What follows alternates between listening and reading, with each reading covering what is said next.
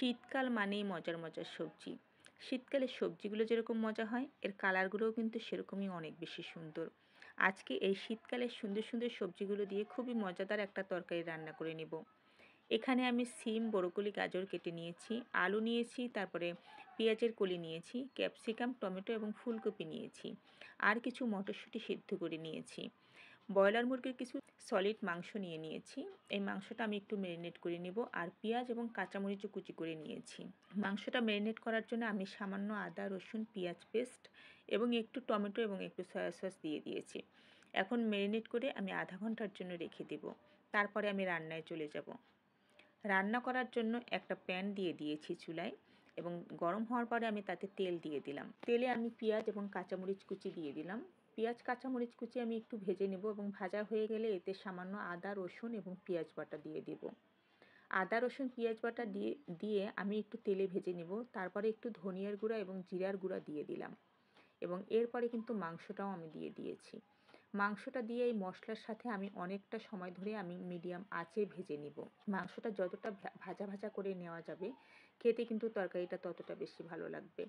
এই মাংসে আমি আরও একটু টমেটো সস এবং সয়া সস দিয়ে দেব। প্রথমে সয়া সস দিলাম, তারপরে টমেটো সস দিয়ে দিলাম। এখন মাংসের সাথে মিশিয়ে নেব, এবং 7 থেকে 8 মিনিটের মতো আরও রান্না করে নেব। আমি 7-8 মিনিট পরে ফেরত এসেছি। এখন আমি এতে একে একে সব সবজিগুলো অ্যাড করে দেব। প্রথমে যে সবজিগুলো সিদ্ধ হতে বেশি সময় লাগে সেগুলো আগে দেব, তারপরে বাকি সবজিগুলো দেব। আমি প্রথমেই গাজর এবং আলু দিয়ে দিব, কারণ যে সবজিগুলো নিয়েছি তার ভিতরে গাজর এবং আলু সিদ্ধ হতে সবচেয়ে বেশি সময় লাগে। এই কারণে গাজর এবং আলু আগে দিয়ে দিলাম। সব সবজিগুলো যদি একসাথে দিয়ে দিতাম, তাহলে কিন্তু কোনো সবজি কাঁচা থেকে যেত, আবার কোনোটা একদম গলা গলা হয়ে যেত, আর সবজিটা খেতে কিন্তু অত বেশি ভালোও লাগতো না। এ কারণে গাজর এবং আলু 5 থেকে 6 মিনিট রান্না করার পরে আমি অন্য সবজি দিয়ে দিব। আমি সামান্য লবণ দিয়ে দিলাম, এবং তারপরে ফুলকপি এবং ব্রোকলি দিয়ে দিব। প্রথমে ফুলকপি দিয়েছি, এরপরে ব্রোকলি দিয়ে দিলাম।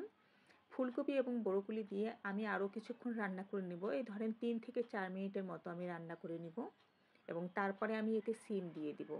3-4 মিনিট কিন্তু আমার রান্না করা হয়ে গিয়েছে, মানে আমি একটু ভাজা ভাজা করে কষিয়ে নিয়েছি, এবং এতে আমি একটু চিনি দিয়ে দিব। এই ধরনের সবজিগুলোতে যদি একটু চিনি দেওয়া যায়, সবজির টেস্ট অনেক ভালো আসে। আপনারা চাইলে চিনিটা অ্যাভয়েড করতে পারেন, কিন্তু আমি একটু চিনিটা দিয়েছি। চিনিটা দিলে খেতে ভালো লাগবে, এবং আমার যেহেতু ছোটো বাচ্চা রয়েছে, সেও খেতে পছন্দ করবে। তারপরে আমি এতে সিম দিয়ে দিলাম। সিম দিয়ে অল্প একটু কষিয়ে নেব, এবং তারপরে আমি এতে মটরশুঁটি দিয়ে দিলাম। সিম এবং মটরশুঁটি দেওয়ার পরে কিন্তু আমি এতে পানি দিয়ে দেব। আরও যে কিছু সবজি রয়েছে সেগুলো আমি পরে দেব। এটা কষিয়ে নেওয়ার পরে আমি এখন পানি দিয়ে দেব। খুব বেশি না, 1 কাপের মতো পানি দিলেই হয়ে যাবে। তো পানি দিয়ে আমি ভালোভাবে নেড়েচেড়ে মিশিয়ে নিচ্ছি, এবং 4-5 মিনিটের মতো রান্না করে নেব। আমি 4-5 মিনিট পরে ফেরত আসব। 4-5 মিনিট হয়ে গিয়েছে। এরপরে আমি এতে ক্যাপসিকাম দিয়ে দিব, আর হলো পেঁয়াজের কলি রয়েছে সেগুলো দিয়ে দেবো একই সাথে। পেঁয়াজের কলি এবং ক্যাপসিকাম সিদ্ধ হতে প্রায় সেম টাইম লাগে, এ কারণে এই দুটো তরকারি একই সাথে দিয়ে দিলাম। এই যে পেঁয়াজের কলি এবং ক্যাপসিকামটা কিন্তু এই সবজির সাথে খেতে অনেক বেশি ভালো লাগে। আর একটা কথা, আমি এখানে সিম দিয়েছি, আপনারা চাইলে সিমটা নাও দিতে পারেন। আমার কাছে মনে হয়েছে সিমটা না দিলে এই তরকারিটা খেতে আরও বেশি ভালো লাগবে। আমি আরও কিছুক্ষণ রান্না করে নেওয়ার পরে এতে আমি টমেটো কেটে রেখেছিলাম 2টা, সেই টমেটোগুলো দিয়ে দিলাম। টমেটোগুলো দিয়ে 2-3 মিনিট রান্না করে নিব, এবং তারপরে কিন্তু এতে আমি সামান্য কর্নফ্লাওয়ার দিয়ে দেব। আমি কর্নফ্লাওয়ারটা আগেই গুলে রেখেছি, আমি একটু পরে এতে দিয়ে দিব। আগে অল্প একটু টমেটোটা সিদ্ধ করে নিব তারপরে। এখন কিন্তু আমি এতে কর্নফ্লাওয়ার দিয়ে দেব। দেখেন, খুবই কম নিয়েছি কর্নফ্লাওয়ার, খুব বেশি কিন্তু নেইনি, 1.5 চামচের মতো নিয়েছি। কর্নফ্লাওয়ার দিয়ে আমি একটু নেড়েচেড়ে মিশিয়ে নিচ্ছি। এখন 1.5 থেকে 2 মিনিট রান্না করলেই কিন্তু রান্না হয়ে যাবে, এবং তারপরে আমি একটু ধনেপাতাও দিয়ে দেব। আপনারা শীতকালে সব সবজি মিশিয়ে এভাবে রান্না করে দেখবেন, অনেক ভালো লাগে। আর এই সবজিটা ভাতের সাথেও খেতে ভালো লাগে, তারপর পরাটা, রুটি যার সাথেই খান না কেন অনেক বেশি ভালো লাগবে।